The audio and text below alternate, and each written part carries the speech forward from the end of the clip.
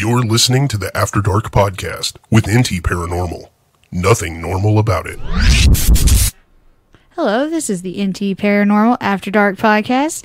I am here with Ashton Rogers, also known as Brad. Howdy. And Allie Bolton, also known as Allie. Yeah, that's my name. Good for you. You're special. What are we talking about today? What are we talking about today? I'm running this. You tell me. Oh, Allie, you tell me. We're talking about the Hat Man.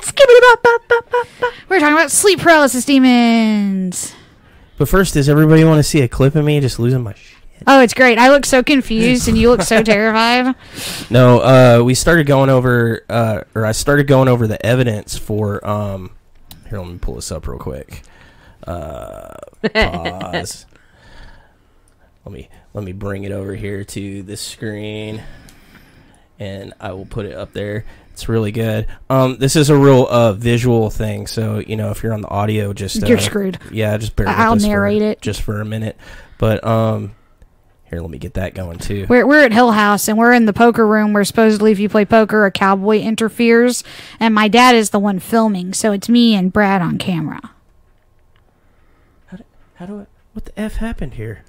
Brad broke his technology. He's hitting buttons. I'm narrating this for our that's not the our thing audio listeners. He's got the wrong video up. He's panicking. He's hitting more buttons. The humanity. He's starting to sweat. He's crying. What's happening? Okay, I'll just play it this way. I need to go over here and make it so they can see it. There we go. He put the clip up on your screen. The play-by-play. No, this is what I look like when I'm actually terrified. Like a close-up. I don't think we've had a good close-up of me just losing my crap. Oh, that was bad. Yeah.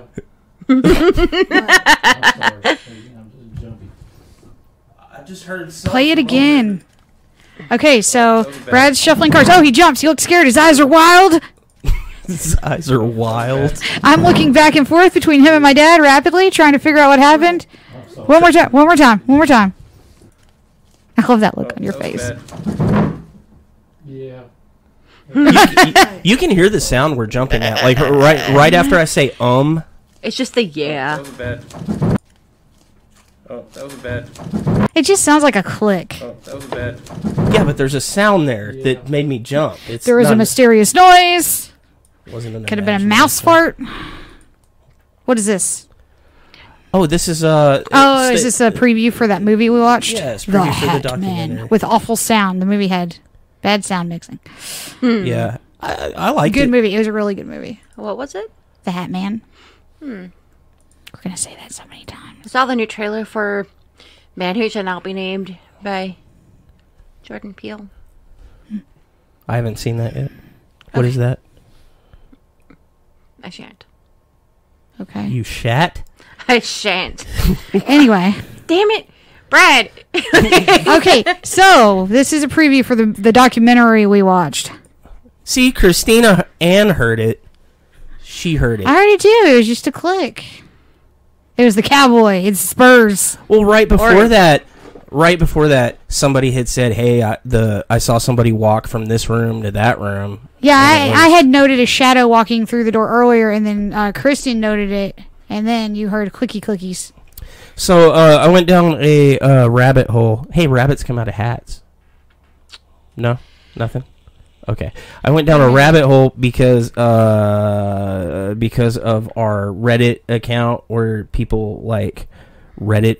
I don't know what you call it when they like Reddit message you or ask questions and stuff. But I ran across a bunch of Hat Man threads, and they were talking about it. It was really cool, and they had talked about this documentary. Or before I found the documentary, they were talking. One of the guys was talking about the Hat Man, and he said he had read like a documentation of the Hat Man that went like back to 1880s times or whatever, and I was very, very interested, and I was like, well, what stories is that, and where did you read that? Because I'd never heard of this until like way later in life. On that one Netflix documentary about the sleep paralysis. Yeah. I can't remember the name of it now, but they kind of briefly touched on it a little bit there. and some other things. He couldn't remember the name of it, and I did a bunch of Googling and searching on Reddit, and there's actually a website for Hatman Research or whatever, where they're like collecting all the stories, and I thought it was pretty cool, but I couldn't find any historical documentation of Hatman's, or like as an apparition or whatever. Yeah. Are you having fun? What are you doing? I'm listening to you. What's Keep going talking. on? Please keep talking. What are you doing? You're Oh my like, God! Finish what you were gonna say. you're over there like constructing a bomb. Okay, so you couldn't find. I couldn't find that. Anyway, I found this really cool documentary. It's the Hatman documented Like cases. Batman, only Hatman. Yeah, the Hatman documented cases of pure evil. I tried to watch it on Amazon, and it's got decent reviews, but you can't get it on like the Amazon Prime Play or whatever, so I actually had to order the DVD. Old school. Yeah. I thought it was pretty well put together. It's about on the level of like what we do. Yeah, it's a good doc. It's very interesting. It's good. Like you can tell it's an independent thing. It's I not once like a again studio don't like producing the it. spiel that sleep paralysis demons are paranormal, because they're not. And after the clip, I'll tell them about my most recent sleep paralysis we'll incident. get to that. It's very obviously not done by a studio. I thought it was well put together. The only two criticisms I have of it is not the content. Well, okay, there's three criticisms. One, he reuses a bunch of interview clips. Like you'll get like these sound bites in the beginning of the film, and then they'll like go back to it, and you hear the same things over and over, and it's like, dude, just play the thing. Any text on the screen, it's too small to read. Like you have to like get right up on it. And the sound was like real low, like it was real hard to hear. But the content of it was really good. So if you crank the volume up on it really good, or turn on captions, which I don't know if it had captions, I couldn't turn them on, but it was really enjoyable, and had a lot of really cool experiences. Yeah, I did bring up like a preview for it, so I guess I'll go ahead and play that. Display capture.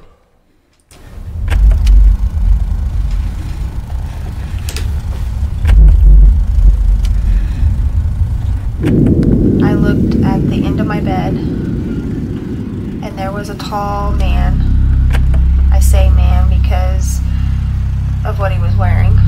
He had a black brim hat and black trench coat. One day the Hat Man just started showing up when I was not in sleep paralysis at all. Bigger than me, I'm 6 foot something, and he's always taller than I am. Then I've seen the Hat Man arrived in the doorway, which gave me a real sense of foreboding, like I was about to die. I don't really know how to explain how he stares at you, because he's just this tall black silhouette, and so it's like you can't see any of his features. You can't see his nose or his eyes or his mouth. You can't see anything, but you know, like, it's staring right at you. It's trying to rationalize the irrational, and you can't. That's what makes it irrational. So it's an always losing battle. And even though I've seen the Hat Man my whole life, you can't prepare for it. Even though I know what to expect, it's fresh and new every single time. Because I thought I was crazy for so many years. I didn't even know there was a whole thing about this guy until not too long ago, when I just Googled his appearance and everything popped up.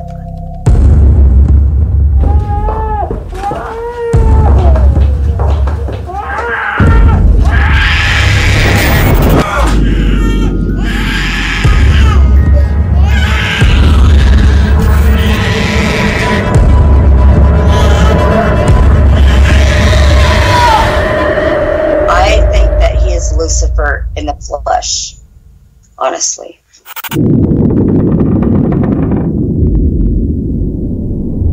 And his hand was on the doorway, and he was slowly coming out, like he got to his shoulders.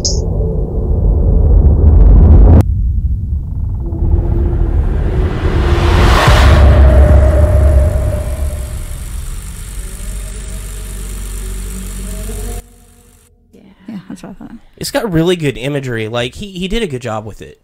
And I'll be honest, the preview has everything you need. The I mean, that's not a put down. It's just the documentary was really kind of like repetitive, but there were a lot of really good stories in there. But the even before I found this online though, the Hat Man is like really like widely documented. A lot of people know about it, and I just saw Emilio join too. And what's funny is, like I said, has anybody seen the Hat Man before this episode or whatever? Emilio said he's seen him too. I didn't know that. I've never During sleep paralysis or during a ghost hunt? He said he would show up at a house that him and his brother used to live at, and they had a name for it, and he said he didn't think it liked the name. I don't know if he was joking or not. He can probably respond here in a minute and tell me that. But I've heard about it a lot in our what?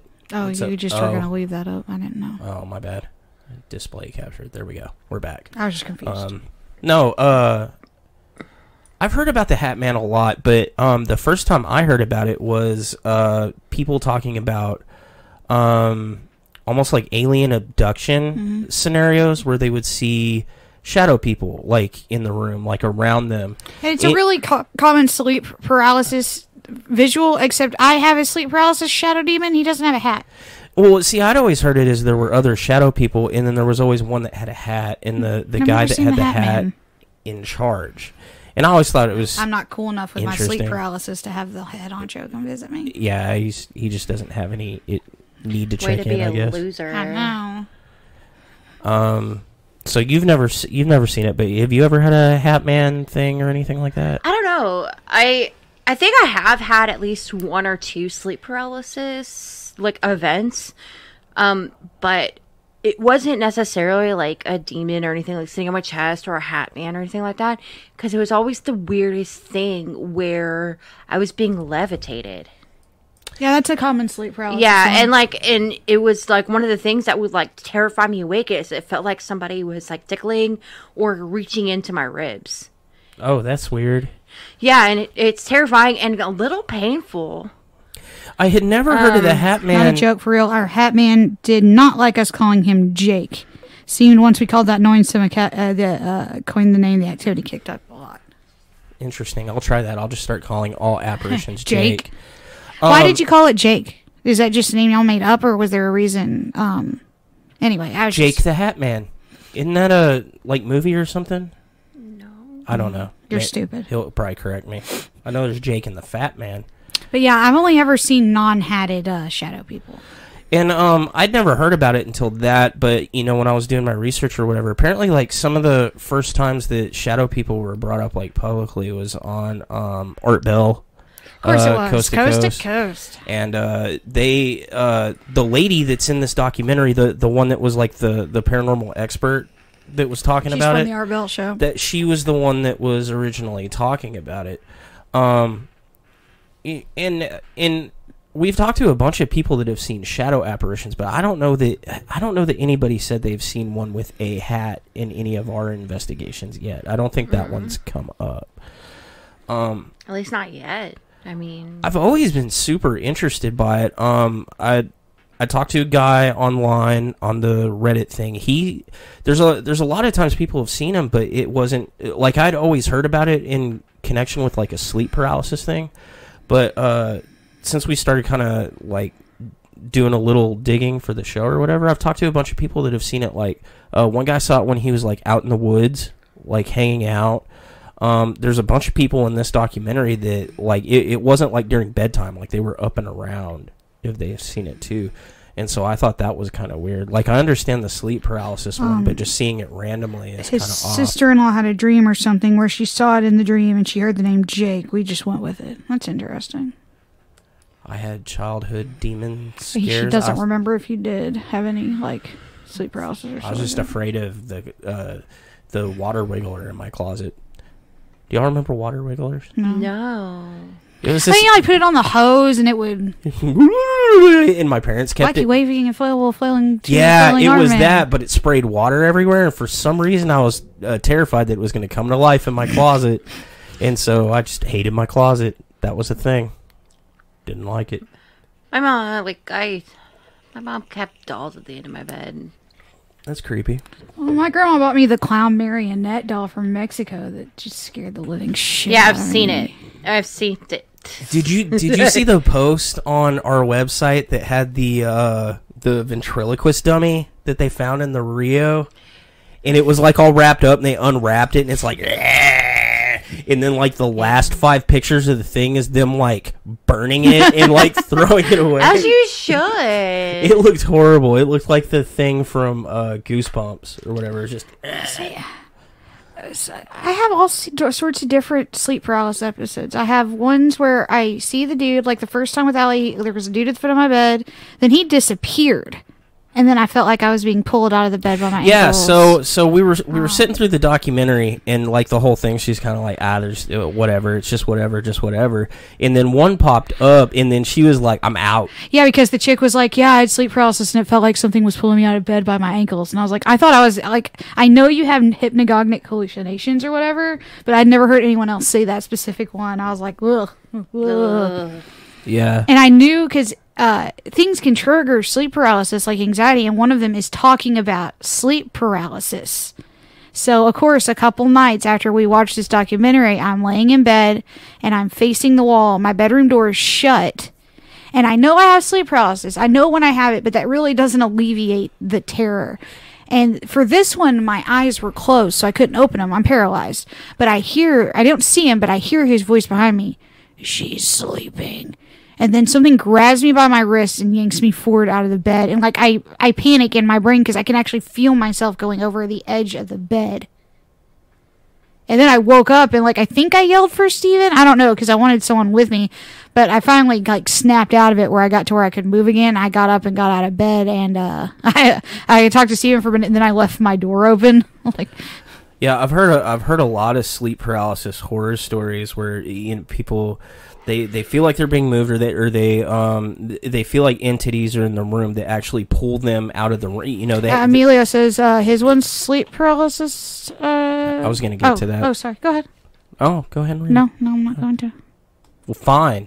Oh my god. You just always tell me to read the comments, so I was doing my job. Oh my god. You can read the comment. I don't want to. I was just gonna say, but it's really common story or whatever. You made me do.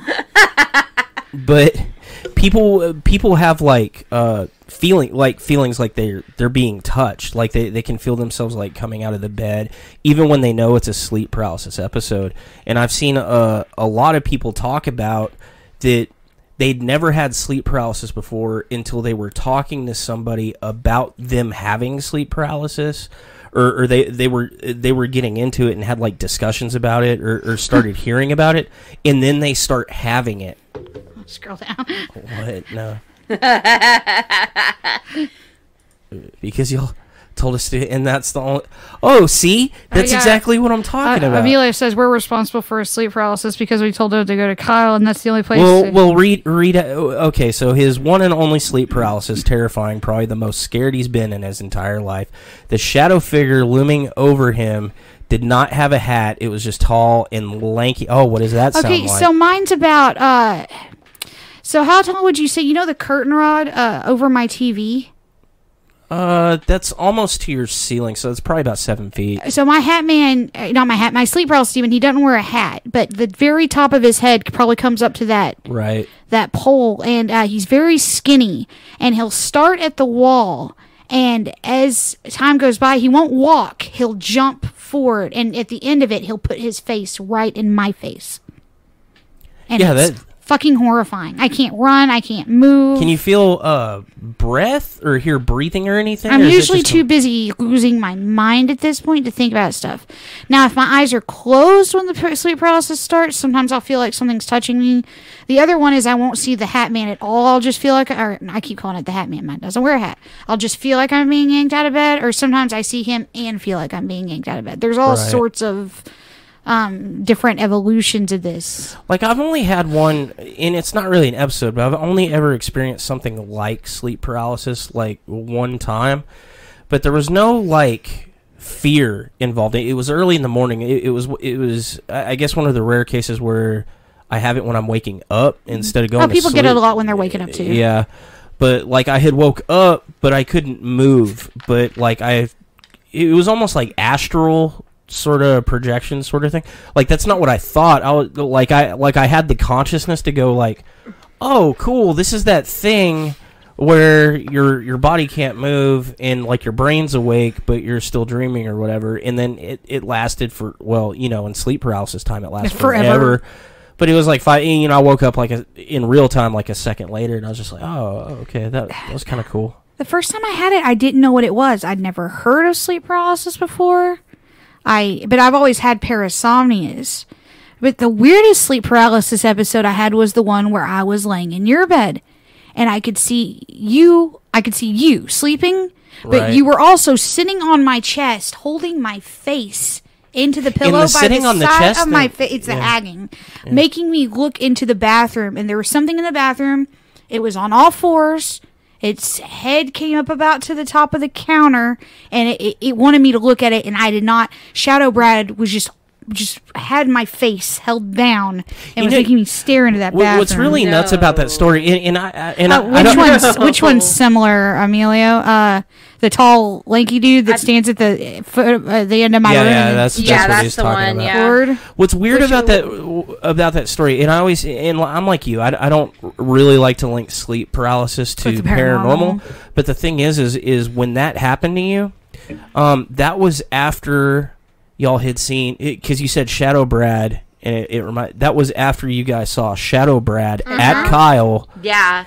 And it wasn't until like some of the later investigations that I had said, like, I never say like anything's haunted or whatever, but I had said, man, my bathroom's got like a weird vibe. Like for a little while, like I was kind of weird about leaving the door open, because it feels like somebody's like, for no reason at all, like somebody's in there looking. That's why I put the nightlight in there now, and it kind of makes it better. Yeah, this was when this was before was my leg broken because I was sleeping on the side next to the bathroom, or I was sick or something because I wanted to be closer to the bathroom. yeah. So for some reason, but yeah, no, it was. It was so weird because I could also see you in bed, but you were sitting on my chest, and I could feel you just holding my face.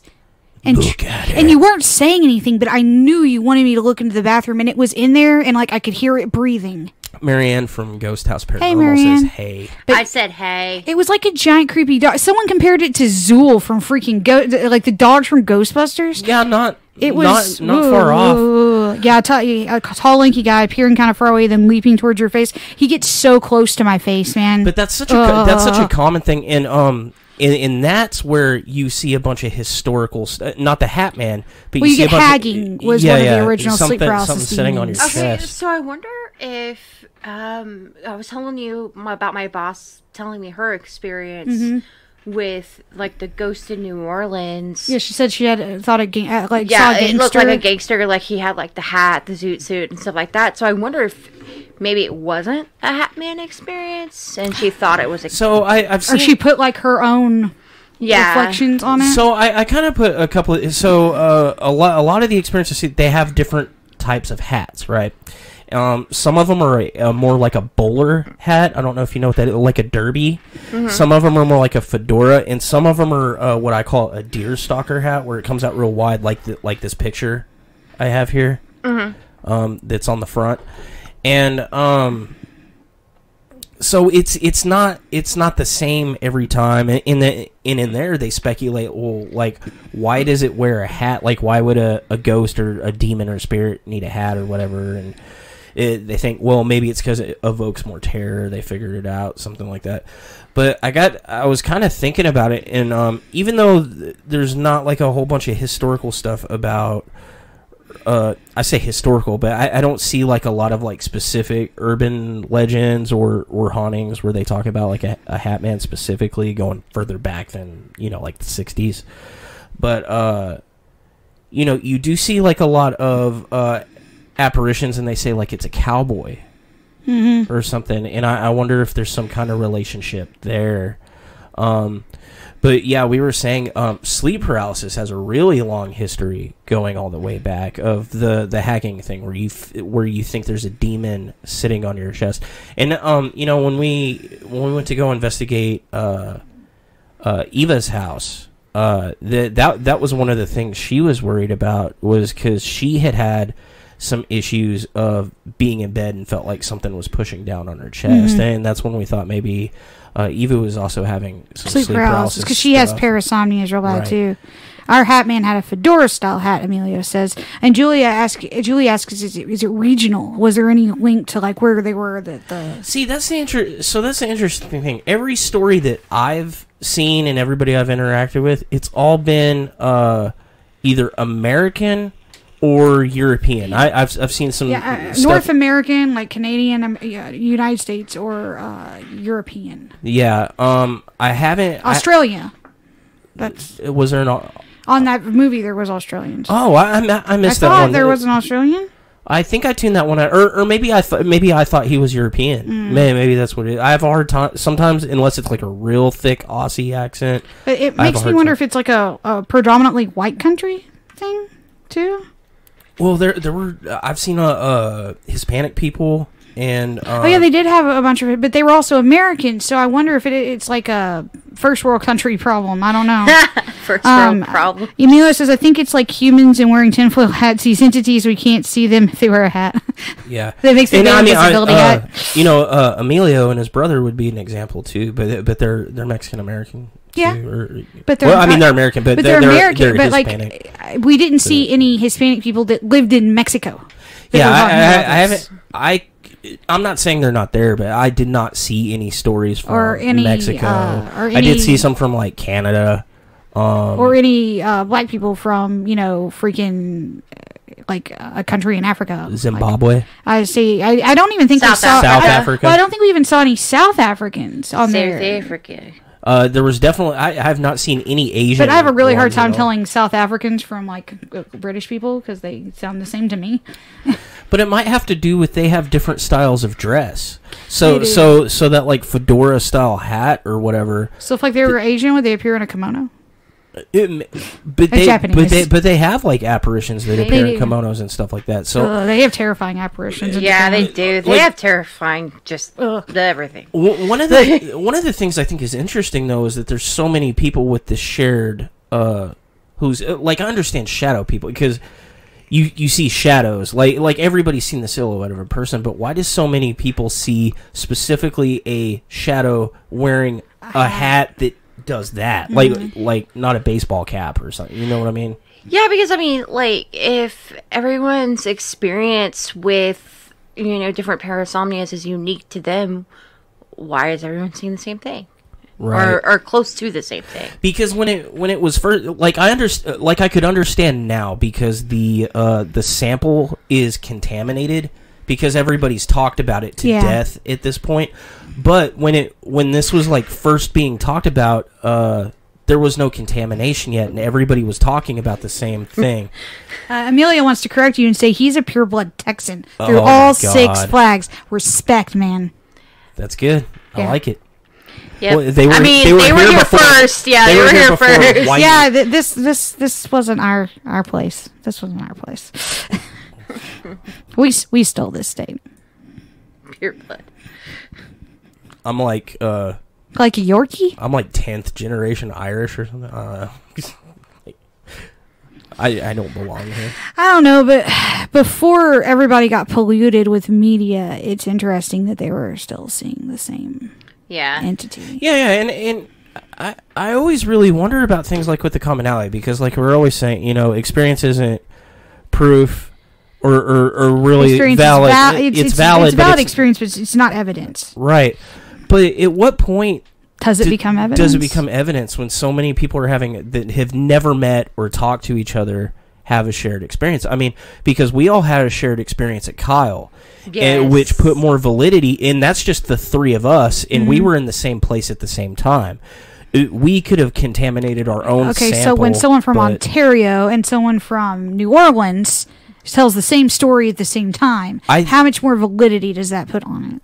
I think it has way more validity than our story, and we know our story isn't BS. Yeah. You know what I mean? Like we can't 100% rule out that we didn't somehow contaminate each other. Yeah, it's like when everybody thought my house was haunted, and I kind of thought it was BS, even though I had my own experiences. But I'm kind of prone to seeing shit. And Jonathan had his own experience, but we had an experience where we both saw something at the same time. Yeah, and Tracy also had her own experience. Yeah, everyone had their own, but when me and Jonathan saw the same thing at the same time, like that to me was more believable. But someone that's never met and never talked, and you can prove that, and one's in Canada and one's in America, that is pretty interesting. Well, and I mean, it go like because you've never heard of anybody that's had a sleep paralysis episode where they were specifically being drug out of their bed by the ankle, and then magically one pops up. You don't know this person. I mean, it's not like you called her up after. No, and I told everybody that story before I saw that. So. Right? Yeah. So. That's interesting because there's like a collaboration there. Now, that doesn't necessarily mean it's not just sleep paralysis, like a medical issue, but it is interesting that there's a shared experience there, which means there's a reason for it. And sleep paralysis is so terrifying on its own. What's up, Mina? That you don't need to add anything to it, but it just keeps getting worse. Yeah. It's already scary, but then all this other information comes in, and you're like, oh, well, I was already terrified. Now I'm extra terrified. Yeah, and somehow knowing it's sleep paralysis doesn't seem to be very helpful. In fact, sometimes, in some cases, it seems to increase it because they're talking about it and trying to work through it. And like I like on that one documentary, like the guy's solution is he figured out if he sleeps with a TV on with static, it would keep him from having sleep, but it would stop working after a while. So he'd buy another TV and play static. And 37 TVs. Eventually, 37. Yeah, he got like 37 TVs into it, and he's like, "Hey, I can't do it. Like this isn't." I mean, but isn't there like a way to treat it? There are medications that get certain antidepressants. Ultram, which is a sort of pseudo opiate, can treat it. The problem is that there's two separate chemicals that cause sleep paralysis. And they have to, it's an overload of these two chemicals, just like sleepwalking is not enough of them. Right. And they have to treat them both at once. Because isn't it the chemical that paralyzes your body while you're asleep? Yes. It keeps you from doing dumb things? It keeps you from acting out your dreams. So, sleepwalking is the lack of that chemical because you don't have enough of it to keep you paralyzed. Night terrors are another one that's a lack of this chemical. But the problem is they have to treat them both simultaneously, and it's not that common of a problem, and it's not dangerous, so there's really no reason for them to dump a bunch of funding money into Julie asks, how much does the internet play into the contamination everything's process? ruined. Oh, yeah.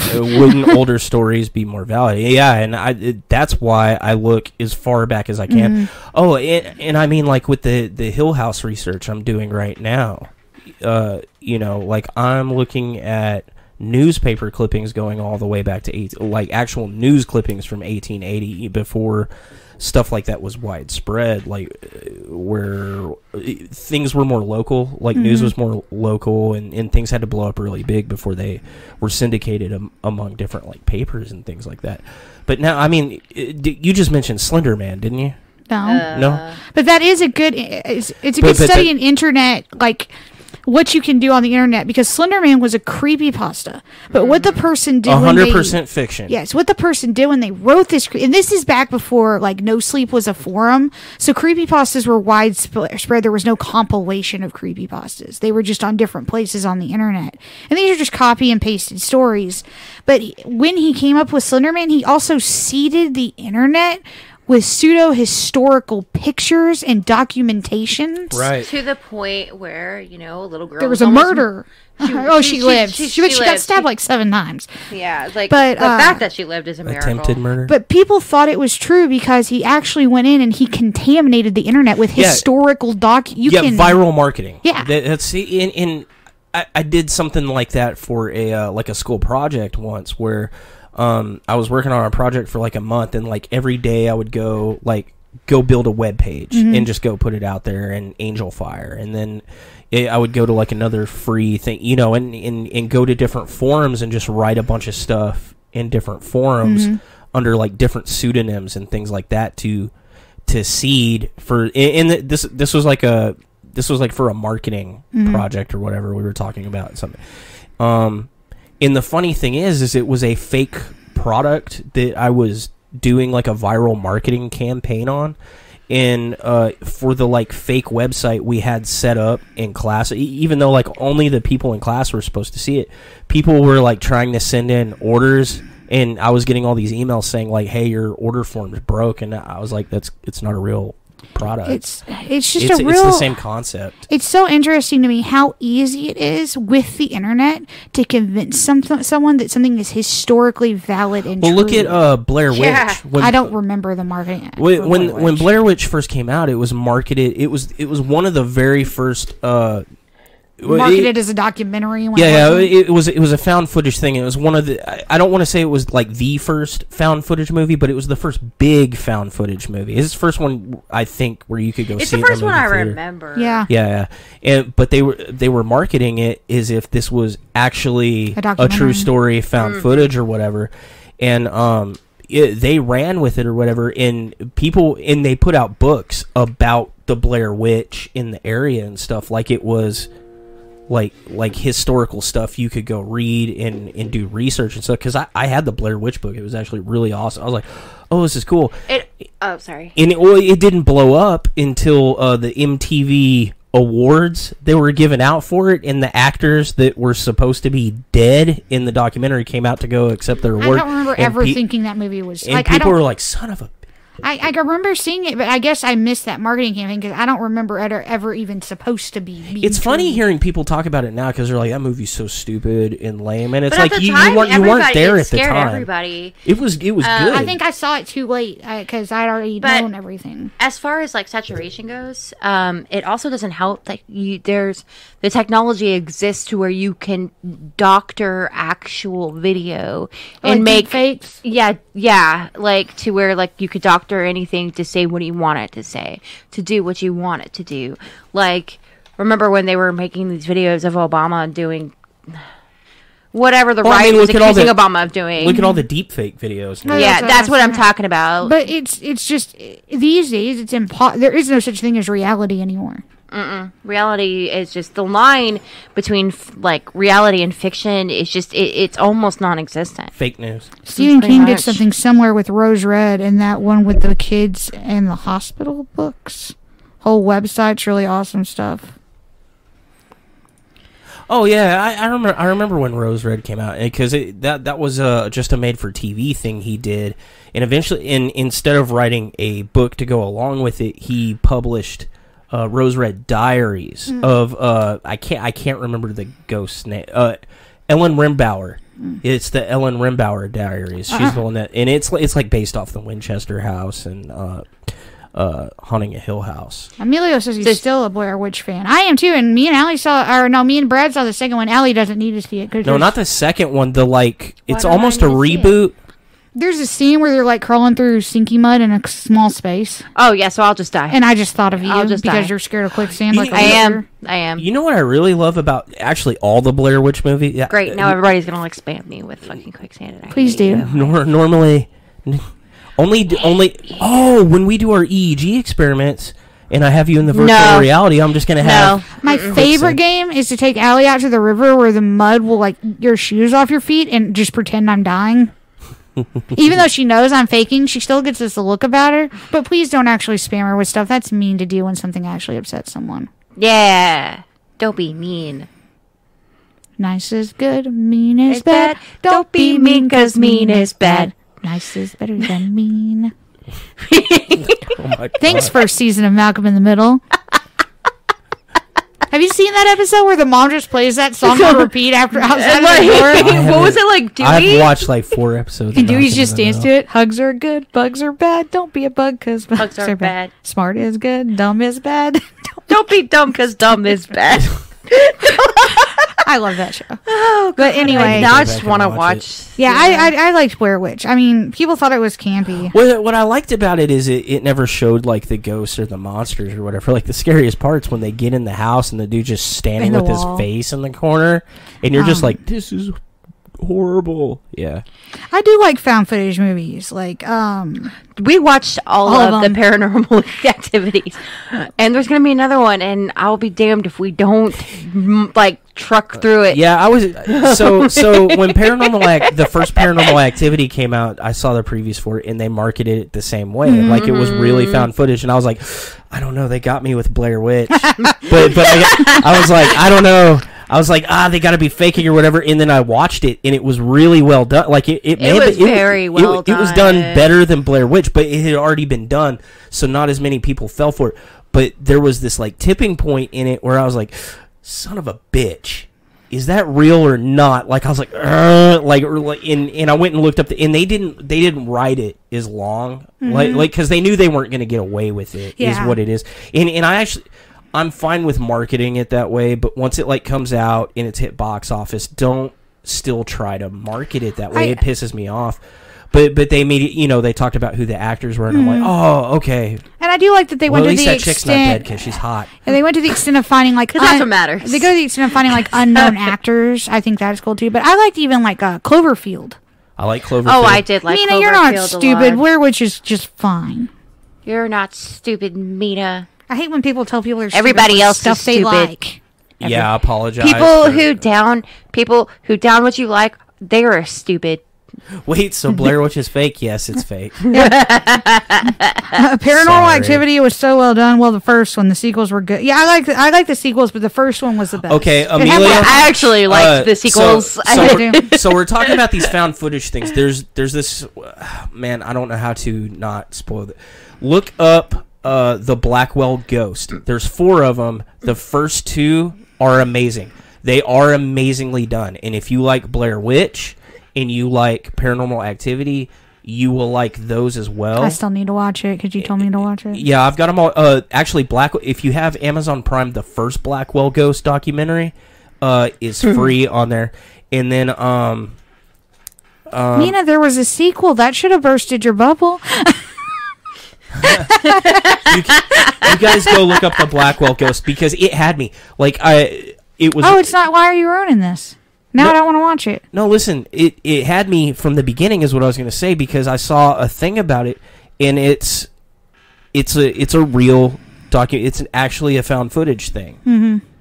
Well, I mean, do your research on it and come to your own conclusion about it. But like the Blair Witch, where they eventually came out and said it was that, and Paranormal Activity, they pretty quickly came out and said it was that.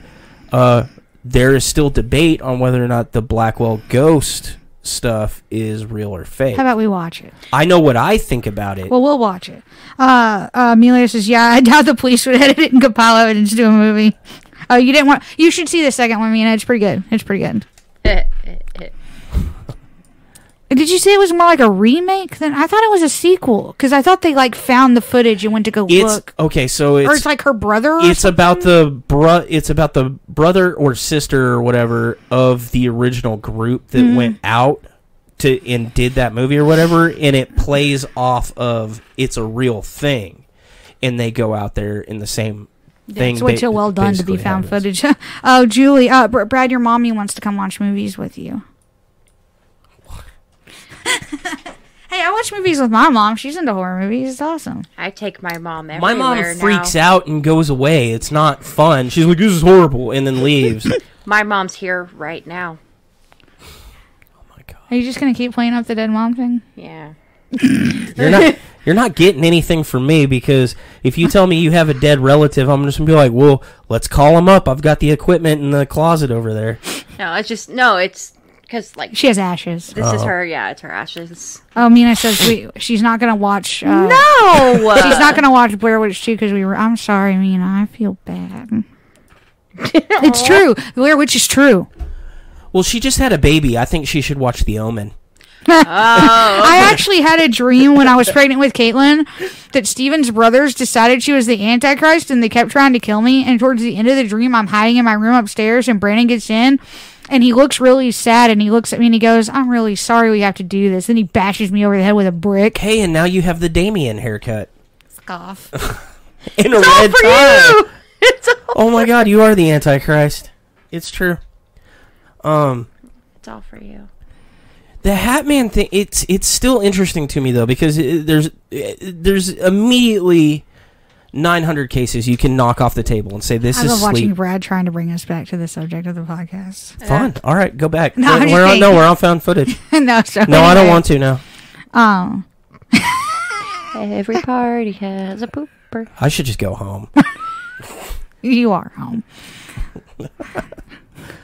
No, but like there's like 900 cases you can scrape right off the top and say that's sleep paralysis or that person just like one of the people in this Hat Man documentary is just fucking crazy, like straight up. You can. Oh yeah, 'cause she thinks they have like a Hat Man society. Yeah, it's just weird. Like they're running their own world and like coming to watch it. She thinks it's like people think of aliens. You know, it's the ones who talk about the experience, but then they know too much about what's like we talk about ghosts or things we encounter, things like that, but we don't know like what it is. Like we don't even try to speculate. Really, it's the ones that speculate about their society and what they're trying to do. That it's like you have like way too much information. They're like it's a demon. He's like the third level demon that's friends to Bob Saget and I can imagine Bob Saget as a Hat Man demon. You okay? She's got to pee. I have to pee, and I was. Oh, is it tinkle time? It's tinkle Okay. time. Batman's gonna take your place in the. This is where we talk shit about Allie. Oh yeah, you remember that time she crapped herself on an investigation? Dude, she was there for my first sleep paralysis incident because she was watching Andrew. Oh yeah, she was napping in the bed. Yeah, Andrew was a baby, and I'd just gone back to work, and they had like passed out in my bed in Steven's spot, and they were facing away from me because I was laying facing Allie, and what's weird is I could actually see myself sliding down because I could see like lower and lower on her back. Mm-hmm. And I remember like her shirt was riding up, like I could see everything. It was so freaking weird. I want to look up.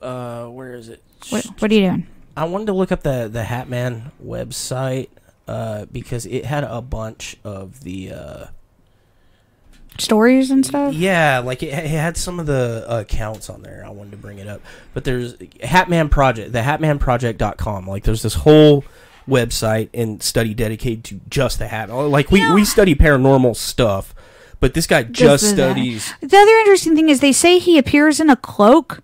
Mine doesn't wear a cloak. It just looks like he's wearing normal clothes, like pants and a shirt. Yeah, this one's always described as either like a trench coat or a cloak in some kind of wide brimmed hat. But you know what's one of the things I don't know how I was gonna shoehorn it in earlier, so I'm just gonna put it in here now.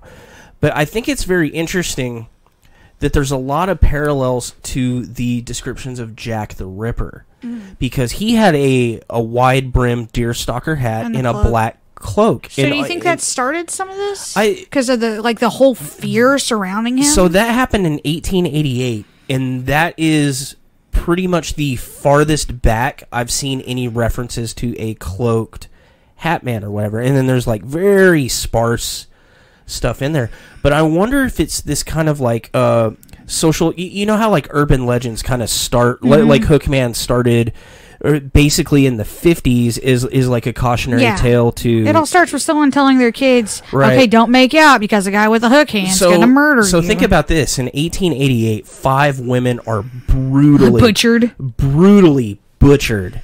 And it's like this cautionary tale, and it's like ingrained in the memory of society, and that's when serial killing, before it's called serial killing, obviously, but that's when that type of brutal type of killing came into the public light, or at least it was talked about. Like it was hitting newspapers at that point in time, so more people knew about it, and there was a description of the monster that was doing it, but the only description was a shadowy figure with a wide-brimmed hat.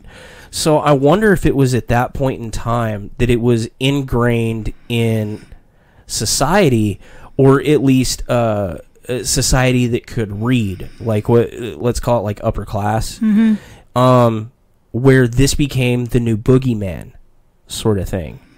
And so we were talking about like what is the demographic of the people that see the boogeyman, and it's interesting that we see most of it in the United States and Canada and Europe, because those would be the places that carryover would happen, where that upper class society came over in educate, and we're reading and we're carrying the story over and over and over. So it's just ingrained in society's mind that this is what the boogeyman looks like. And then spree killing and serial killing and all that kind of picked up. And it's... Or at least us catching it ramped up. Yeah. And it's always a shadowy figure, or you can't see their face, or we don't know what they look like. It's always the boogeyman in the night. You don't know who it is, and that's what conjures in your head. Like, maybe that's why it's so terrifying, and that's what people see. Maybe it has nothing to do with that actually being the apparition, but just that it's an ingrained fear from... Well, and I know serial killing's super old because they had, like, the demon tailor back in, like, the 1600s. You mean the demon barber of Fleet Street? No, he was called the demon tailor, and you know Damnatio Memoriae, where they wipe someone's name off the records? Yes. They did that to him, so no one knows his name. But what he did is he sexually assaulted a bunch of kids, murdered them, and then he sewed them together. How far back is this? Like the 15 or 1600s. Oh, so we're talking old. But they actually went to the extent of taking his name off everything. His name no longer exists. They just call him the Demon Tailor. Holy crap. Are these pictures of the Hat Man? A frequent reader of our site submitted a series of 3... okay, Emilio says, bear with me now. What if the hat is actually some kind of device from extraterrestrial or ultra-terrestrial origin that allows these people to pierce our veil, kind of like we use a god helmet to alter our mind states? But then why do some of them not have hats? Like, I've wondered, okay, you could run with the theory that these are creatures from an alternate dimension. Peeking in, or whatever. Yeah, like looking, like almost like aliens would come to just look at like us. they're using virtual reality, like we do. Like what if us using virtual reality on PlayStation... popping into another world? Yeah. But I don't know why some of them would appear without hats then, but I mean, that's interesting. I like the idea that there's something from an alternate dimension because, like I said, that's something I'm way more willing to believe in ghosts. And I also think time works in dimensions. Oh, the Demon Tailor was late 1800s? I thought it was a little older than that. Allie posts from the other room. Nice. She's sitting on the potty. I'm gonna have to look up the Demon Tailor now. That's freaking awesome. Well, no, it's horrible, but it's awesome for us. Enough time's passed, we can joke about it now, right? What is it, like 1 year for every 1 week for every year? I don't know. Holy crap! Pictures of the Hat Man. Oh my god, this is just like the guy. Oh, they called him the Werewolf of Chalons. They did the Damnatio Memoriae, which is a Latin phrase that means damnation of memory. Oh, and yeah, it was the 1500s in France. An unnamed man owned a tailor shop in the heart of Paris. He would lure children into the shop unsuspectingly, where he would torture, rape them, eventually slitting their throats. He would dismember and dress the bodies, consuming the remains, disposing of the bones by bleaching them in the barrels. Too. And also reported he would scour the woods looking for victims, purportedly in wolves. He was like Lebet, the Beast of Gévaudan. The original werewolf story. They thought this dude was a werewolf. But in December of 1598, the man was arraigned. And yeah, they did the Damnatio Memoriae thing where they took his... So he's known as the Werewolf of Chalons or the Demon Tailor. And you can look it up. I'm on Sword and Scale right now. But yeah, so this is almost 1600 that they already have accounts of serial killers. Emilio's continuing off the multi-dimensional theories. Like, well, if there's... I get what he's saying. He's saying maybe they're beings from separate dimensions that look similar. So some of them don't need hats because they're from a different dimension than the hat person or whatever. It's interesting. It's there's a really interesting creepypasta kind of like this. It's a story series called Werewolves Are Assholes. But if you look it up, there's one about a hotel where dimensions can meet, and it's this guy that's working in this hotel and talking about what all the creatures from different dimensions can do. Just as a plug for the Werewolves Are Assholes, story on. We'll get back to Mina's comment because I want to answer it, but I don't want it. But we're having a good discussion. I don't want to get off topic there, but we'll go back to your question, Mina, about the suicide force because I do have thoughts on that. Have there been any reports of any sound related to the Hat Man? Deep voices. I hear. Like I didn't see him last time, but I heard the "she's sleeping," and it sounded real gravelly. But yours isn't the Hat Man. No, he's just unhatted. I keep calling him the Hat Man because we keep saying it, but he's just a shadow figure. Hold on, let me zoom in on this real quick. This guy posted 3 pictures of the Hat Man, but to me, this looks like the same kind of pictures that get posted all the time of an orb of people just zooming in so far that they get this like sort of matrixing effect or whatever, and it just looks like dust in the room, and there's no reference to like the picture's obviously cropped, so there's no reference to it. Like that thing could be this big. If you look at it long enough, it looks like Jigsaw. Yeah, like the bottom one, it looks like the the V for Vendetta, the Guy Fawkes mask. I wouldn't even say that. Like, it looks straight up, like, with the chin and the cheeks. It looks like Jigsaw to me. Oh, yeah. Yeah, so I don't believe in ghosts as dead people at all, Emilio. I don't think that's a thing. So I'm way more willing to believe in alternate... There's some backing for alternate dimensions. I don't think that dead people hang out. So I definitely think that's way more likely. And that would make a lot more sense for everybody seeing the same thing. Oh, here's one. They're talking about the Hat Man and his henchmen. They're talking about where there's a one that has a hat and the rest of them don't. And that makes it a little problematic, too, because if you always see one with a hat or whatever, then that's what you see. And, like, if you see them without a hat, then that's what you see. But why would you see multiples? And then there's one in the room that also has a hat. Like I have two different ones I see. It's not... Well, three, actually, now. At the same time? I've seen two in the room at the same time. So, one is the tall, lanky dude. One's the creepy dog thing I saw in your bathroom. And then there's the one that starts out standing on all fours. And this started before... Or no, it was right after Kyle, so I think this is where that came from. But his legs are backwards. Because one of my sleep paralysis incidents, the shadow dude, the tall, lanky one, was standing at the edge of my room like he does, and the other one was crawling across the ceiling. No. So he'll start out standing up. What about the one that came from the jail, where Emilio just did? Crawling across the ceiling? I didn't see that one so well. It just looked... It was so vague. But this one, maybe you collect shadow people. The hat, it usually happens when I'm laying on my side, facing kind of towards the back of my room. I used to sleep across the end of my bed when I was napping. So at the foot of my bed, I'm facing towards our chest of drawers, our TV's on that, and then there's a big window. Hatman almost always stands next to the chest drawers things. You mean non-Hatman? Non-Hatman. Un-Hatman? Tall, lanky shadow dude stands right under the bar that holds up my curtain. Other shadow dude starts out standing by my other window that's to the left of that one. And then he takes a step, he falls down onto all fours, and he can walk properly on all fours like an animal. And he'll either run across my room towards the closet, or he'll go up the wall and across the ceiling towards the closet. Hey, hold on, real quick, while I'm thinking about it. Sorry. Describe the face you saw, Kyle. Look like that. Look like the Matrixy thing. White face. It's a white face, like pure, just white. Like, I don't know how else to describe it. In my dream, though,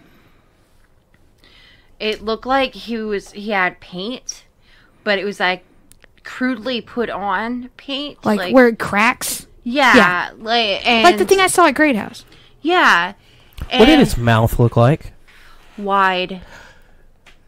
Dude, you need to watch this documentary immediately, because so in the first part of this documentary, a bunch of people see the Hat Man, but it's always just black, just nothing but shadow, just a silhouette. But towards the end of it, a lot of them say, like, if they see it frequently enough, eventually he reveals just his face, and everything's still black, but they can see his face. Guess what his face is described as? Just white. White with a really big mouth. The one I saw at Great House had a really wide mouth, too. Also, its teeth were pointy. I don't remember the teeth. I just know being terrified. Like, cause remember in that dream I was telling you about? Where, like... Okay, so tell the whole dream. So this happened after Kyle and we saw the thing. Yeah. Yeah, I don't think we've ever heard your sleep paralysis. It wasn't... I think it was just a dream. It was just a dream. So this was just, like, it was right after, I think the first time, at Kyle, right after I saw, like, after, like, each one of us had kind of our experience that we were having, and I had gone to bed, and, I had this dream where, like, I was sitting in the back of the Kia, the one that you used to have, where Justin was, watching the cameras. And then, like, everybody disappeared. Like, it was just, like, everybody just vanished. Everybody fucked off. And I looked over to kind of like be like, hey, where is everybody? And all I see is this face, like in my face. And when I went to scream, and when I opened my mouth, it opened its mouth. And I couldn't scream, but my scream was coming out of its mouth. That's so horrifying. Such a metaphor, too. Steven says, is it worse now that now we no longer have a door on the closet? I've only had one sleep paralysis incident since we removed the door to the closet and I had my eyes shut, but I hate that you said that. Because now it will be. What's weird is the only time I've ever seen both of them during sleep paralysis is when I've napped during the day. If I avoid napping during the day, I have a lot less sleep paralysis. It's also more common if it happens after I have a run of insomnia.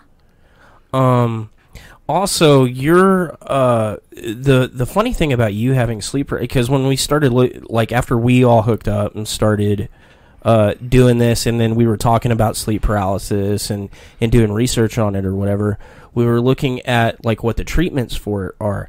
And the funny thing is I'm on one of the meds for it. I think at the time you were on two of the meds that I was on prescribed for treating sleep sertraline. What antidepressant is that? Do we know what causes? They know the names of both the neurotransmitters that cause it, but I don't know them off the top of my head. Right, but they still don't know what the cause is. Like it's just what a parasomnia. What the disorder is that causes it. Like there's not a disease they can point to or anything like that. It is more common if you suffer from insomnia. It's more common if you suffer from anxiety. It's more common if you had night terrors or sleepwalking as a kid. And narcolepsy. Yeah, narcolepsy is a parasomnia. Well, it causes a bunch of them. But it's more common if you have a chronic illness. Right. What I found interesting is that you would still have sleep paralysis. Even though I'm on both those meds. Even though you're on the treatments. But I've also been, I had been on them a long time, so things wear off in effectiveness. I find it interesting that, like, in this day and age, though, that with the medical advance, like, you can do fMRIs and things like that, and we still only understand the mechanical process of sleep paralysis, but we don't understand the cause, and we haven't gotten any further for it. And the numbers every year of people that experience sleep paralysis have gone up because more people report it. I think they're also aware, because like the first time it happened to me, I thought it was a supernatural experience because I was still very much a believer. And I had never heard of it. It happened a couple times before I ever figured out what it was. I wanted to, so Amelia was talking. Oh, I'm sorry, did I cut you off? Well, I was gonna say, like, because before that, our friend Jeremy used to like talk about sleep paralysis all the time, and we used to make fun of him. Yeah, we thought he was lying. Yeah, I thought it was bullcrap. Yeah, because we go in the room and we talk to him, and he wouldn't move, and he'd eventually go, "I'm having sleep paralysis," when he could finally move, and I'll go, "You're so stupid. That's not a thing." Yeah. And now I feel bad. Ha ha. ha. He kind of had it coming. But almost everyone experiences it at some point in their life. Yeah, it's. I think like 99% of the population have one episode. It's just not always scary. Sometimes they just are paralyzed for a second, or they think it's just a dream. Mm-hmm. Like you have that dream where you wake up and you go to work or whatever. Some people just dream that they wake up and that they just lay in bed for a while, but they don't try to do anything in the dream or what they think is the dream, so they don't realize they're having a sleep paralysis episode. They think they're just sitting there laying in bed. You know, people do that. They're like, I'm just going to lay here till I wake up. I so think they would skip over it. I think I notice it more because I tend to take a really long time to fall asleep, and because when I wake up, I don't just lay in bed. Usually, I immediately do something. I figured you would notice it more because of the terrifying thing that's happening. But I think I think it happened a couple times where it's just been me being paralyzed and I didn't see anything. And I just notice it more because I think, oh, I want to grab my phone, and I can't do it. Yeah, you can't do like.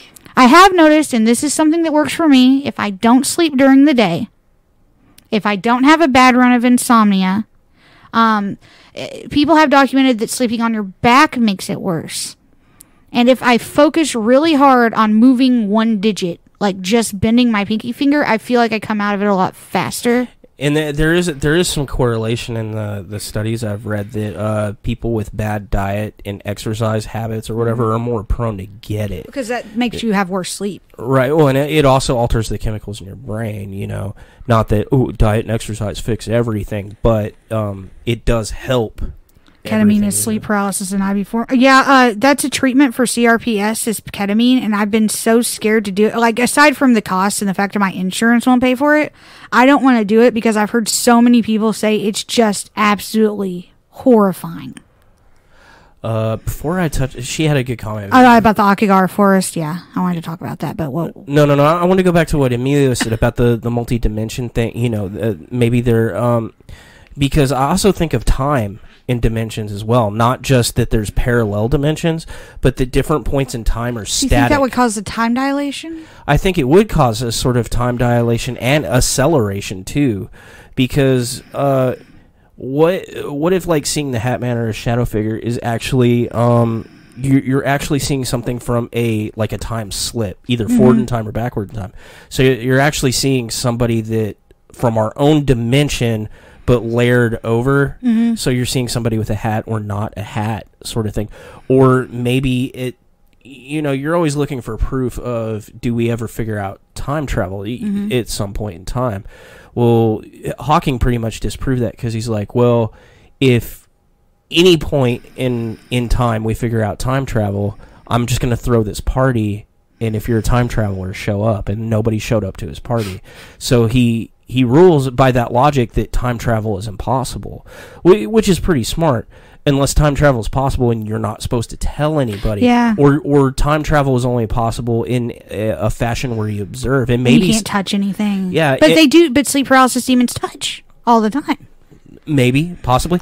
Or maybe what it is that people that are experiencing sleep paralysis or see these things, like maybe it's possible. I'm not saying it's probable. I'm saying it's possible that at some point in our future we have the ability to time travel in a fashion where we can observe the past or future, but not interact with it.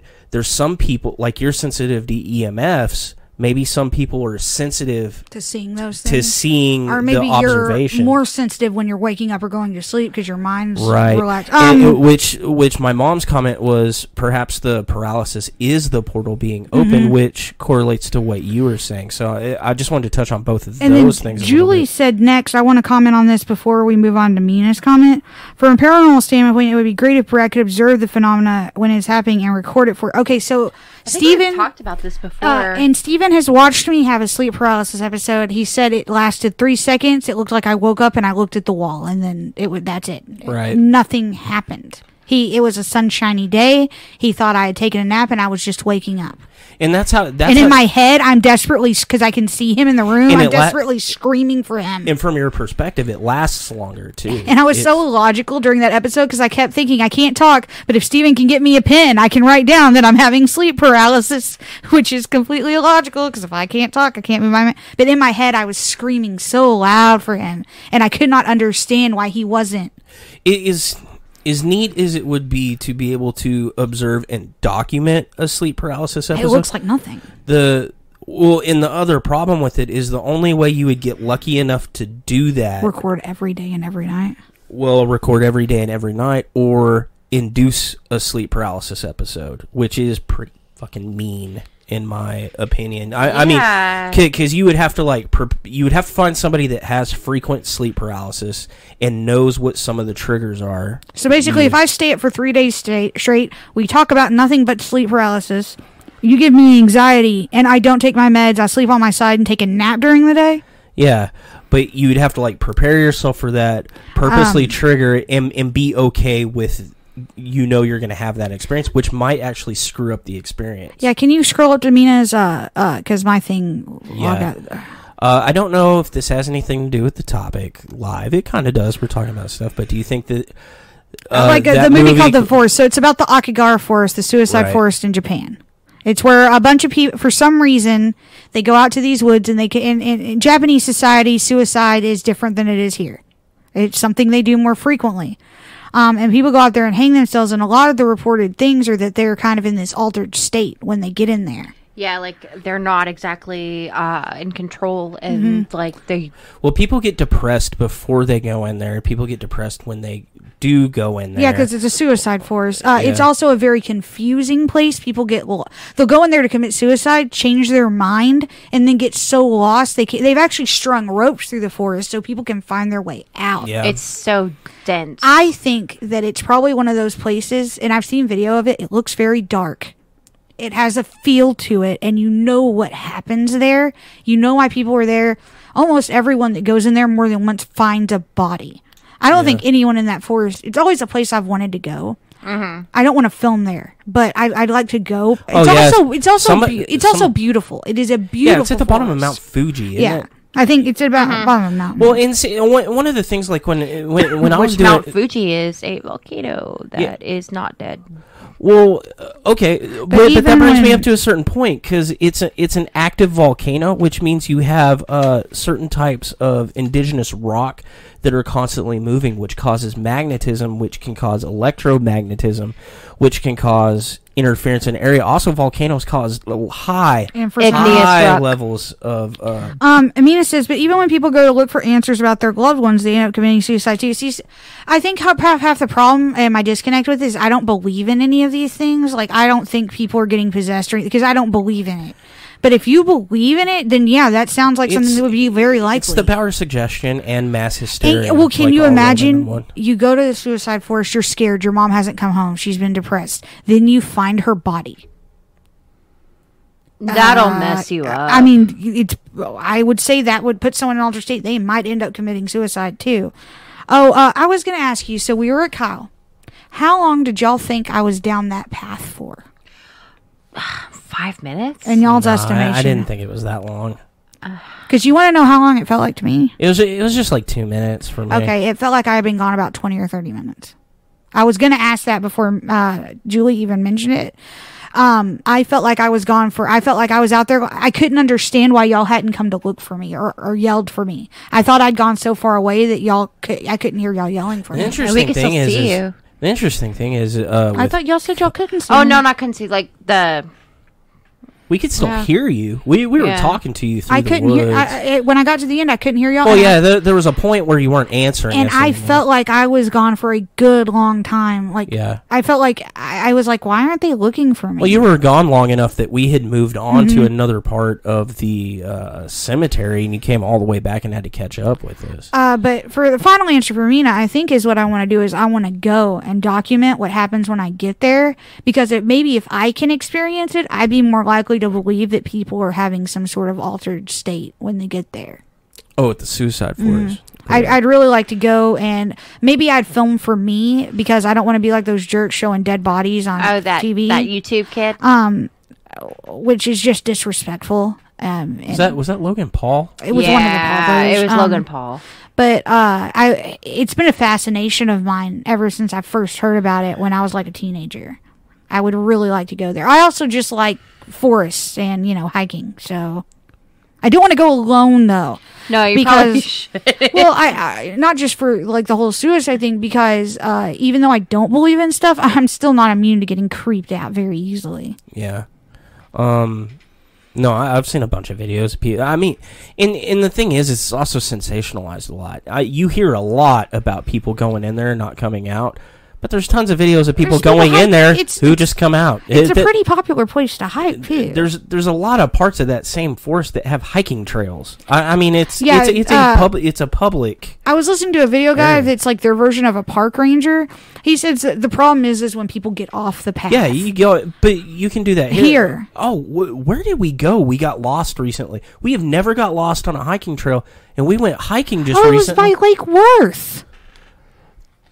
Was that the? Oh yeah. We went to Sampson Park, right there on Roberts Cutoff. You got lost in Sampson Park, dude. But we took this weird trail. I think it was actually an animal trail. Okay. And we had just somehow gotten put in a loop.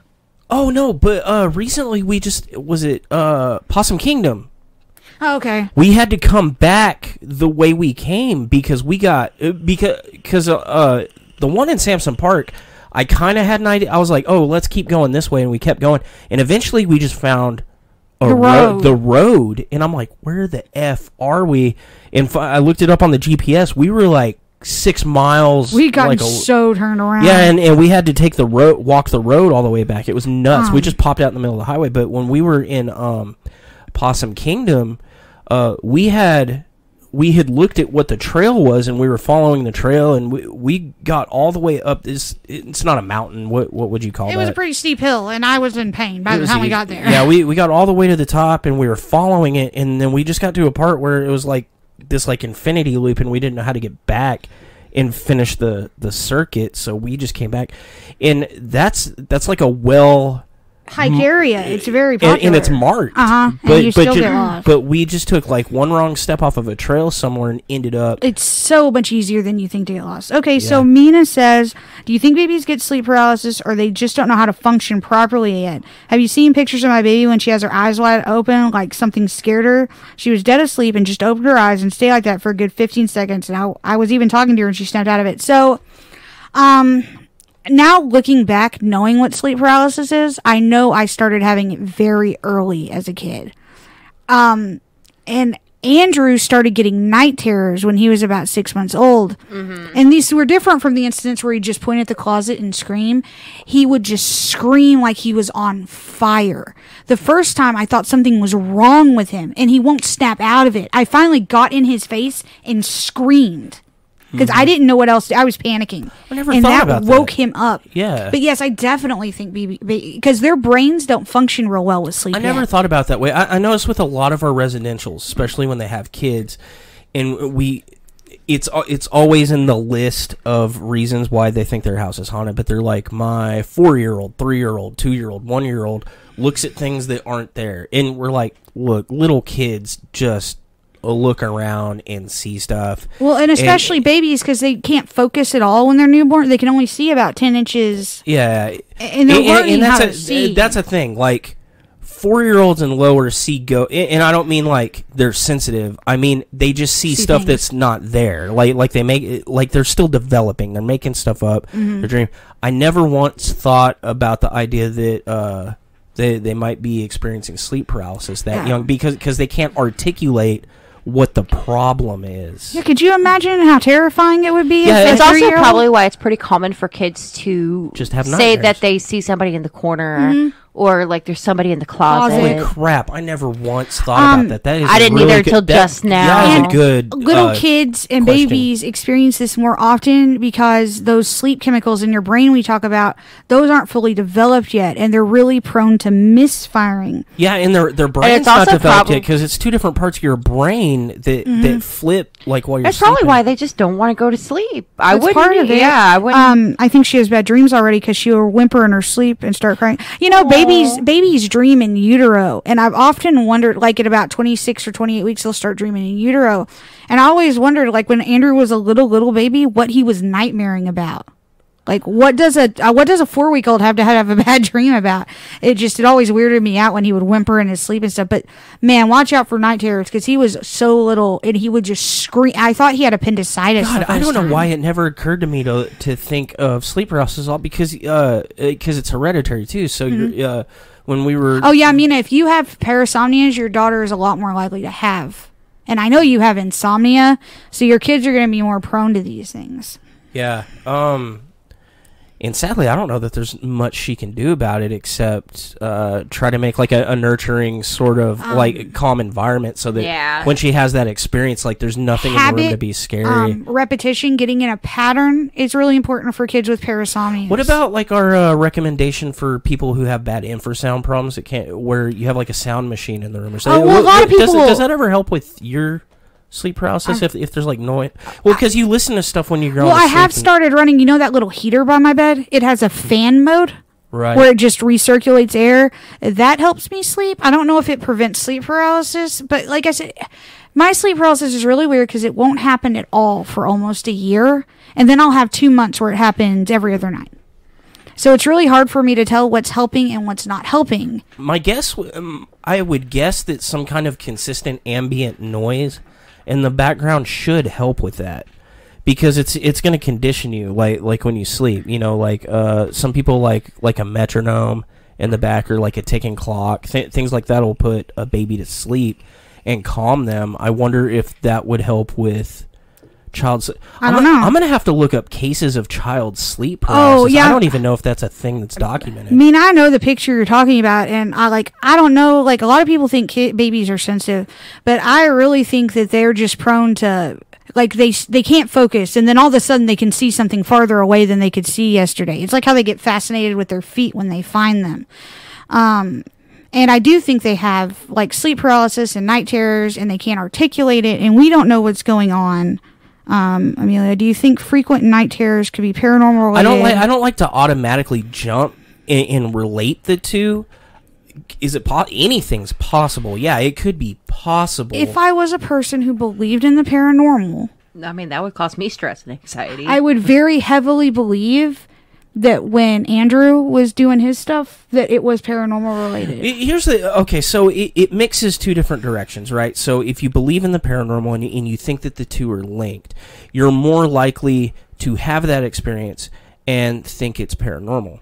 But if you don't think that the two are linked, you're probably less likely to have the experience in the first place. Like it's a sort of chicken and egg sort of question. So.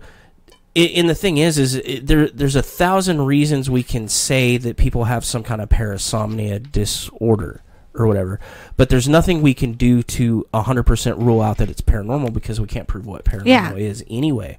So we can sit here all day and try to make a decision. Yeah, I think sometimes it could be linked because we've had that discussion about, like, if I was a demonic entity or whatever and I wanted to terrorize somebody, I would target the mentally ill. Well, mentally ill, yeah. I would target the mentally ill. No one's going to believe them. No one's going to believe them because they're mentally ill. So it's in the Venn diagram of things, you have paranormal encounters that happen to totally healthy people that nothing should happen to, and you have people that are just mentally ill, but you're going to have the overlap where paranormal things happen to mentally ill people. But it's like how hypochondriacs still get sick sometimes. Yeah. It's my poor child, if she takes anything after me. Or it's kind of like what you were talking about in the hospital the other day. I'm not mentioning names or anything, but you were sitting in the waiting room, and somebody was really nervous. It was just a knee-jerk reaction because they were worried about their spouse, but they said, I think that guy's a junkie over there, and I think he's taking up all the time. And that's when you caught him. You said, well, he's a junkie, but how do you know he's not actually sick and needs help? He's actually more likely to be sick because he's a junkie. Right, yeah, and it's kind of like that overlap that you don't think about. You think, well, he's just a junkie. He doesn't need to be here. Well, that junkie could be dying, you know. Yeah, so like when Andrew was doing his stuff, when you were there for a lot of that, did you have any jerk reaction that because he would? So what had started? It was after our friend had called with the possession thing, and it was this really weird succession of events. They call about the possession. We go over there and help him out. We get home. Weird stuff starts happening in the house. But one of the weird things is Ender would wake up in the middle of the night.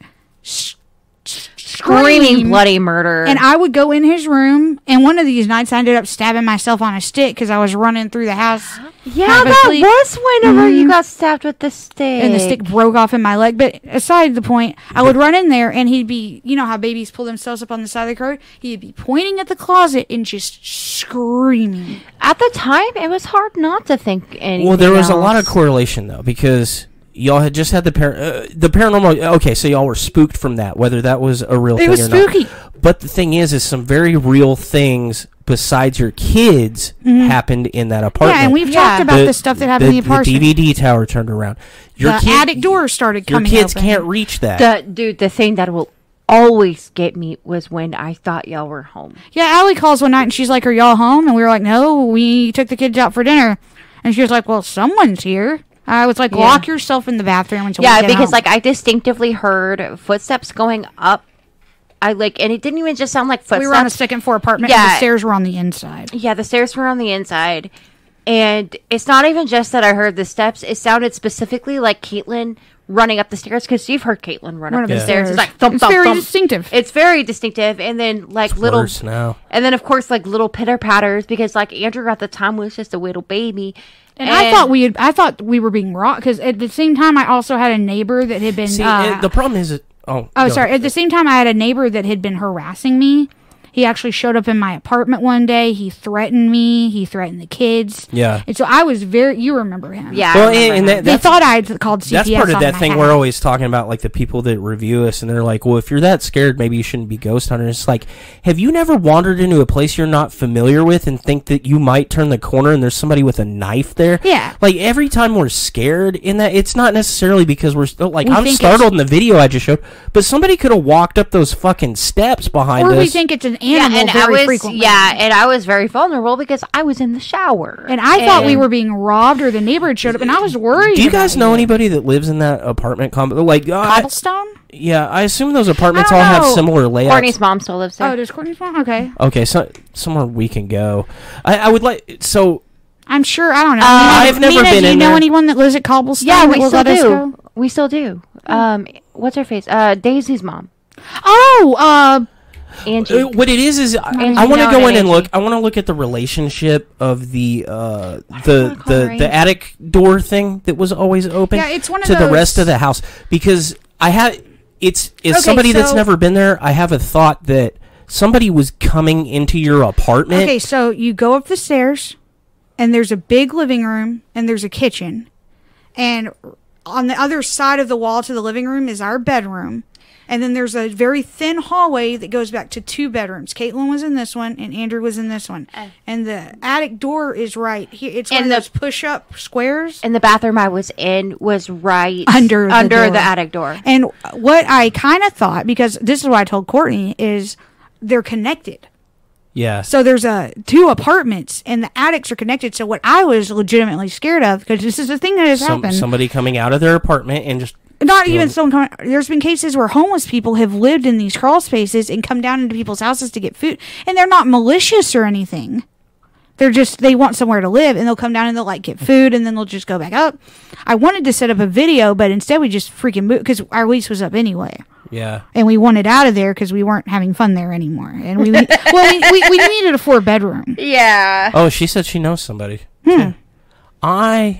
I would love to go. I would love to talk to somebody that's still living there. A lot of people had stories there. I talked to a bunch of them at the pool. And I'd love the chance to at least like walk around, because as an outsider, I can't not think that. Scroll down to what Mina said. Unfortunately, we used to live there too, and I didn't like being there by myself. Anytime my husband would leave, I'd just go to my nanny's house. It just didn't feel right. Interesting. Me and Allie would be at the pool, and all the people would be telling their haunted house stories. I don't know. Maybe there's just maybe the ground style. I don't know. It's also next to industrial, and all the plants and all the noise that comes from them, and the plant that makes the dirty fish smell. Yeah, because like if the wind shifts just right, the entire town smells like it. I was having an experience like that because my mom lived on the same side of town that you did, or you do right now, and we were cleaning out the apartment, and the wind shifted. Yeah, the wind shifted, and I walked out, and my sister walked out. She's like, "What is that smell?" And I'm like, It smells like someone. It's a town. It smells like if you've ever been fishing and you clean the fish, it smells like that. Yeah, and it smells like that, and also it smells like that, and it's been left out for a day. Yeah, it's it's like bad. what a refrigerator smells it's- like if it's been unplugged for a few days and then you open it. But it's a plant that makes specific chemicals, and it just wafts. So through the who's whole to town say that the flavor. chemicals aren't affecting people's mind? Well, and I looked it up too. There's a chlorine plant over there. And I know it's not chlorine because that kills you, but there's so many things they're producing over there that I just don't know. There's natural gas derricks right by it. They drill under the apartment complex. The water over there is just really bad. Oh, it like stinks you and it's only gross. drink bottled water. And I don't know, drink bottled water in Cleburne because one time I was swimming in the lake and I ran into a trash bag, and like an idiot, I opened the trash bag and there was a dead rotted dog in it. Yeah, So I ain't drinking no water that comes out of the tap in Cleburne. Nuh-uh. I won't even drink the filtered. There's a fridge we have and it filters water, and everyone's like, just drink that. No, it's still dead dog water. It'll always be dead dog And water. if I stayed there and I was by myself, I would strictly stay in the bedroom with the door closed. It made me feel better to be there in the room with the door closed. I would wait to go to the bathroom when he got home, unless I really had to go. So we lived in the apartment, you know where the front, the pool by the gate at the entrance at Cobblestone? We lived right across from that, upstairs. So. I don't know, but Maybe you have an attic hobo.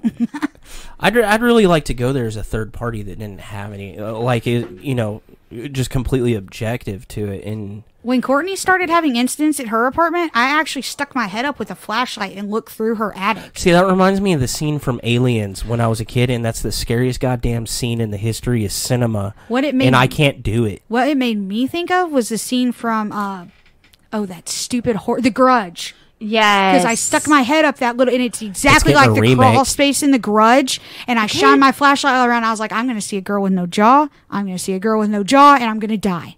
I'm just going to drop dead. That's how it happens. I mean, it's fast. Because I was trying to get Courtney to do it, and she wouldn't do it. No, she wouldn't do it. But sleep paralysis in these I wish you could talk to a baby, because I'd really like to know if they're seeing a freaking shadow guy. Yeah, too bad they, or don't if understand something. I'd really like to be able to put an EEG or. Can we put an EEG on your baby, Mina? Can we? I can. Yeah, that's. That's kind of up to her. Yeah. I mean, I can. We're gonna kidnap your baby. No, we're not. No. I don't know. She might let us have her for a little bit. Jesus, the CIA is listening. Can we borrow your baby for about 30 minutes? It's for science. Quotes. Yeah. The EEG machine wouldn't hurt her. Can we do scientific experiments on your child? For fear? I do it. Well, no, I don't want to scare her. Just I'd be interested in the kids. What I was going to say is I'd like to have an EEG on somebody or have somebody in fMRI while they're having a sleep paralysis episode. But it's such a blindfolded dart on the wall that it's not like you would have to sleep in an fMRI every night. When I'm over here next time, I'm having a run of insomnia really bad. Why don't I just try going to sleep with the EEG on? It won't, because the minute you fall asleep, it's gonna fall off your head. Yeah, but I'm not asleep yet. When maybe I could try it. We can. Our EEG won't work for it because it's so specific. Wait, I missed what you said. I said I want to put the EEG on your baby to look at the baby's brainwaves, and it doesn't stick. It's just like a little hat. We want to steal your baby for science. Give us your baby. But we could do it with her baby, and then we could try it on Andrew and Caitlin and see the difference in brain patterns. Yeah, well, and as the brain matures, brain patterns change too. But I'm having now that we're talking about stealing Mina's baby, I'm having flashbacks to Ghostbusters 2, where they get the baby and they're just like, we gotta put the picture up. I went to throw away something. I came back at kidnapping my baby. Emilio has a baby too. I have a Can we steal both the babies? The missus will be too fond of you know what, Emilio? But you're also a paranormal investigator. I feel like if there's going to be tests to run, you would probably be doing it when your wife's out of the house. Emilio's seen she just comes back and he's like shaking the baby. Well, Emilio's seen the EEG though. It's nothing that would hurt a baby. It goes around their head on the front. I want to see the baby. Oh yeah, me and Allie want to come see the baby. I want to see the baby too. Oh, and Caitlin wants to see the baby. Give me the baby. I'll take pictures of your baby since I wasn't able to do your maternity pictures. My daughter is absolutely obsessed with the idea that Mina is Korean because Caitlin's so into K-pop, and she has been begging me to meet you. That Mina needs to make me more food because that was her mom makes amazing food. Yeah. Oh my god, we're so off track. I could eat right now. I am Oh my god! Speaking of paranormal, eat the baby. I'm on a diet and exercise plan, and is it making you see Hatman? Right? Yeah. Oh my god. I don't know. I've been having like freaking paranormal level migraines from not having caffeine ever. Tonight's my free meal after this, so I'm gonna go paranormal. That made me just have a thought. What? Caffeine? When I stopped drinking caffeine entirely, I had a lot less sleep paralysis. Oh yeah, caffeine is linked to sleep paralysis. Stimulants are linked to sleep paralysis. Yeah. People forget caffeine is a stimulant. Your friend is selling BTS tickets. How much? Because I probably can't afford it. What are you talking about? You just got your tax return. Yeah, but I can't spend thousands. You know how expensive BTS tickets are? They are insane. Oh my god, Caitlin would die. Emilio tells me to shush. Your wife doesn't listen to me anyway. Don't worry about it. The baby is not in DF. Sorry. It's not DF. Dairy free. Oh. Oh my god. We've been talking the lingo. Oh, Oh, the mom lingo? Yeah. Dear Lord. Okay, so Hat Man. Just sleep paralysis, a ghost, or interdimensional being? It's really hard to say that there really is something paranormal to it, just because people see it when they're not. Because in that documentary, a bunch of them weren't having sleep paralysis. There's that, but I think what it is like when we discuss like apparitions. Neither do I, Emilio. Me and your wife don't listen to Brad. Oh my God, you're not listening to me now. Sleep apparitions. No, my logic behind it is like all the types of activity that we look for in like our reports, like your poltergeist activity, certain types of apparitions, things moving on their own. These all have like a documented history, like all the way back before there was even such thing as like a ghost hunter, right? Most of the documentation I found for Hatman shadow figures only goes back so far, like in the history of humanity, like all the there's no Hatmans on cave walls, but there is ghosts on cave walls, right? Is there? Yeah, Mesopotamia has freaking writings about like the spiritual realm and spirits and things like that. Like there is not documented paranormal activity, but there's documentation of paranormal things throughout humanity's history. But you only go so far back with Hatman, and that's kind of a red flag to me because it's the same thought process with Slenderman. Slenderman only goes back so far, and except for the seeded stuff that you can prove wasn't posted until like a certain point in time. So you kind of have the same thing with Hatman. So it's really hard for me to think that there is a legitimacy of it. Now, I do think it could be possible. Like, I've been wrong before, but I'm just saying that there's a thing there that kind of makes me shy away from thinking it's a legitimate paranormal thing, because there's so many things that cause shadow figures. There's so many things that cause you to think things are in the room that aren't there. Like, we've seen it with so many different things, and like proven it with so many different things with the infrasound and stuff like that. So I really think it's like an ingrained fear, but that's not to say that there's something that also preys on that fear too. Yeah. Well, like we said, if you were something that fed on fear and you were supernatural and intelligent, who would you target? The mentally ill and children. Mm-hmm. What do you think? Can't it be more than one?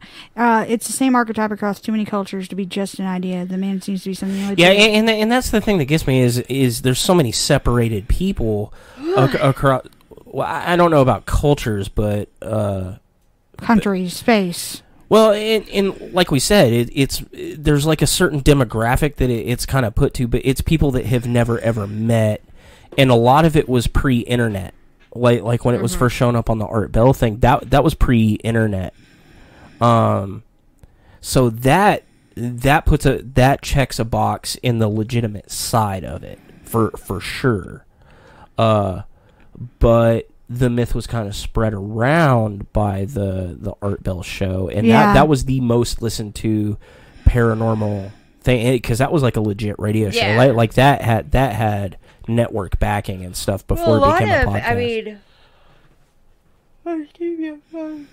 Are you about to have sleep paralysis? No, I'm just about to have sleep. So a lot of podcasts, including ours, kind of owe their careers to Art Bell. Is this a career? It's a hobby, but I mean, there are people who actually make a career out of it. I hate those people. So it's because they're making money. It's so hard for me because I experience it and it's so scary. But I don't think for me it's paranormal. I think for me it's 100% like chemical. The other thing that makes me shy away from thinking it's legitimate paranormal is that it's only it only affects your senses. It's just an experience. Like when you come out of it, nothing in the room is hardly ever disturbed. We have an episode where the Hat Man was there, and no one else is seeing it. There's like a solitary person in the house that's getting it. But there's cases where multiple people see, like it's in that documentary we watched. There's multiple people that live in the house that say they see it and things like that. But unfortunately, in that documentary, I think the people that like lived together and they saw it, like I said, like they knew too much about like his personality and who he was and why he was there, and it seemed really like they were playing off each other. Not like they were trying to fool anybody, but it went together like too well. There was no inconsistency. I think it's probably like any other ghost experience when they're not having sleep paralysis. It's mass hysteria, or Are you talking about like when there's multiple people? yeah, or when there's multiple people, it's mass hysteria, or it's like they're just scared and they're seeing stuff, or they've heard someone else talk about it and they haven't realized they've heard someone else talk about it. Right. And I think when it's sleep paralysis, I think it's chemical.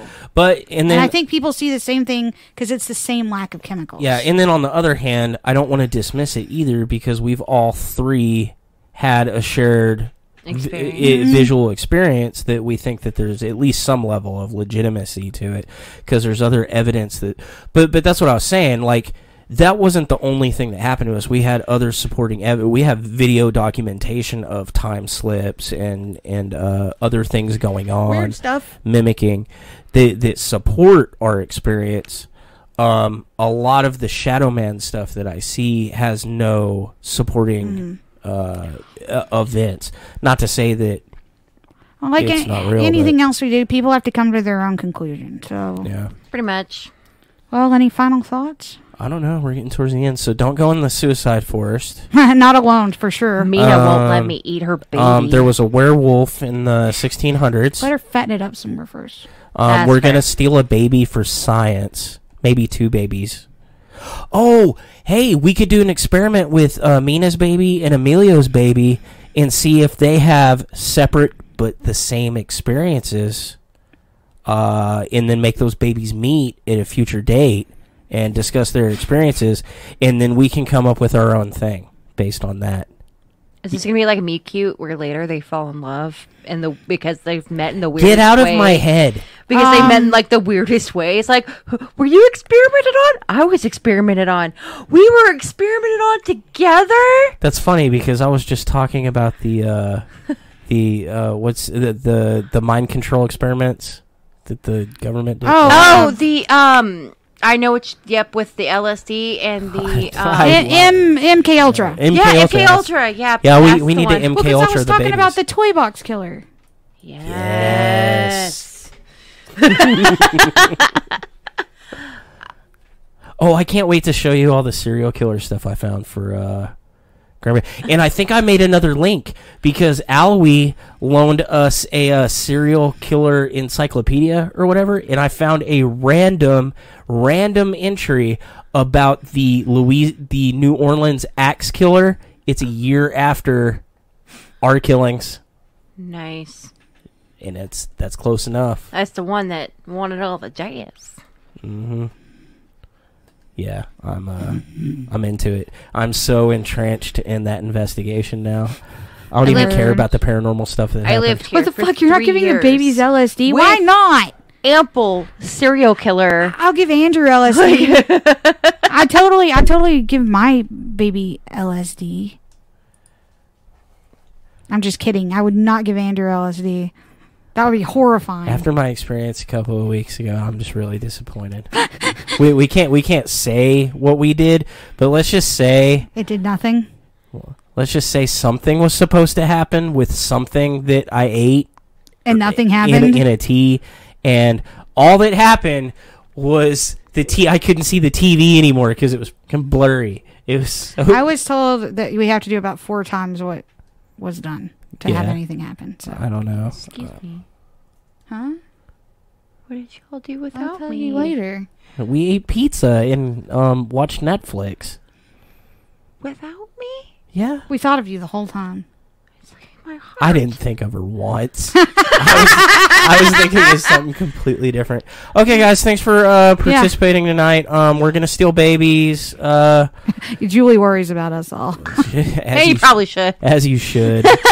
Well, what's bad is strangers invite us into their house to just stay while they're gone. I hope they don't listen to the podcast right before they're like, those people might steal our drugs. Or babies. Okay, guys. Have a good night. We are going to take off, and I'm going to go gorge myself because it is my free meal night. Yay! I've had a total of 3,000 calories like this whole week. Yay! Up to today, so I am starving. Aren't you supposed to be eating more than that? Probably. Bye, y'all.